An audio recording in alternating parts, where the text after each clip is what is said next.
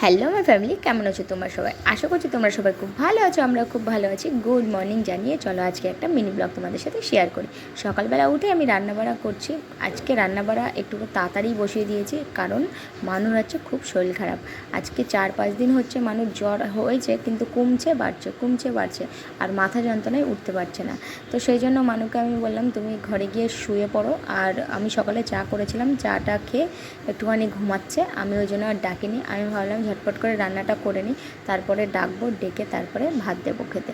আর hot করে শরীর খারাপটা এতই বেশি হয়ে গেছে, মানে আজকে 4-5 দিন হয়তো ঘরে, 4-5 দিনের বেশি হবে ও ঘরেই আছে। তো সেই জন্য আমি ভাবলাম যে তাড়াতাড়ি রান্নাবাড়াটা করে নিই, ওষুধ খেতে হবে। আর ওষুধ এনেছি প্রথমে, তারপর আবার পাল্টে দিয়েছে, আবার তারপরে ওষুধ দিয়েছে। আর আজকে আমি পটল দিয়ে সয়াবিন দিয়ে ভালো সুন্দর করে একদম কষা কষা করে রেসিপি তৈরি করেছি, যাতে মানু একটু খেতে পারে। কিন্তু না, মানু লাউ শাক ভাজা আর হচ্ছে আলু দিয়ে, তো সেটা দিয়েই খেয়ে নিল। বলছে আমার আর মশলা টশলা খুব একটা ভালো লাগছে না। আমাদের সবার মনে একটু খারাপ হয়ে আছে, কেননা মানুষ শরীর খারাপ হলে আমাদের একদমই ভালো লাগে না। তো বন্ধুরা, মিনি ব্লগটা এখানেই শেষ করছি। Bye bye.